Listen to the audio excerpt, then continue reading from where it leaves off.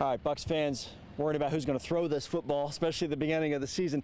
Who's going to catch it? Well, we've got some pretty good pass catchers here. Mike Evans leading the way, Deshaun Jackson. How confident are you in the receiving game as we start training camp here?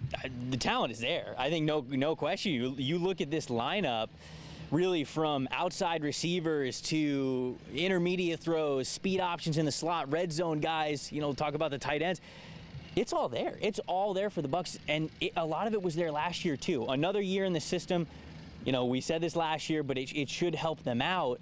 They've got all the weapons that they need. It's just kind of an execution part at this point. I mean, we saw last year with Jameis, not the best kind of chemistry that he had with Deshaun Jackson. You got another year. You're hoping that increases a little bit, but where there was a little bit of a shortcoming with Deshaun, Chris Godwin, their rookie last year, was a pleasant surprise. And so now you're kind of hoping that Deshaun gets up to speed in that regard. Chris Godwin takes off right where he left off. We know Mike Evans is going to be as dominant as he always is. So the weapons are there. I think the weapons are there for not only them to get creative, but also put the ball in the end zone. That's a big point that they were selling in the offseason. That's what they've got to be able to do. But on paper, they've got the roster and the talented receivers to do it. Mike Evans sees yards after catch. That's his focus. His whole offseason's been about that. I don't know how you can work on that until you get in actual game situations, right. But how cognizant and aware is he going to be of where he is when he catches a ball during a game to be able to get 5, 10, and beyond? Yeah, no, I think it is something that is in his mind, but this is something that I've talked about this offseason. It'd be great if he upped his yards after the catch. Certainly, that's what the team would love to see him do. More yards, the better, right? The better field position. That's a no-brainer. But it's not a necessity to his game. He is one of the top 5 receivers in the NFL just by being who he is. And so, yes, he's going to be a little bit more conscious. I'd like for him to, when he catches the ball, make sure that he's not going down so easy. Make sure he's not looking for the sideline so easy.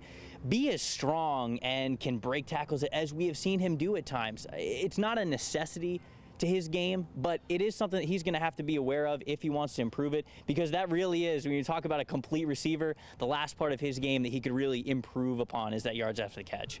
We watch other teams and we see these star tight ends catching passes. It's enviable.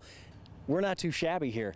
Cam Brate and O.J. Howard increasing his role a little bit. How do they fit in this passing game, in your opinion? Also, when he throws the 2 tight ends out there at the same time, how good can this group be? Yeah, the 2 tight end, the dirt cutter 2 tight ends. That's a very infamous thing that we've been talking about over the last year and a half. But supposedly, it's only going to get better. I mean, Cam Brate signed his big extension this offseason for a reason, and I think a big reason for that is because the chemistry that he has with not only Jameis but also Ryan Fitzpatrick. This is a guy who's really easy to play with, easy to throw to. You know where he's going to be. He's as reliable as he is. And then O.J. Howard, very explosive rookie season. I think it was a quiet rookie season in terms of people maybe looking at fantasy numbers, but he had 6 touchdowns last year. He had, I think, the most yards per catch of almost any receiver with the certain amount of catches that he had. And so this year, I know they're hoping for him to refine his technique a little bit more, get a little bit more comfortable with certain routes.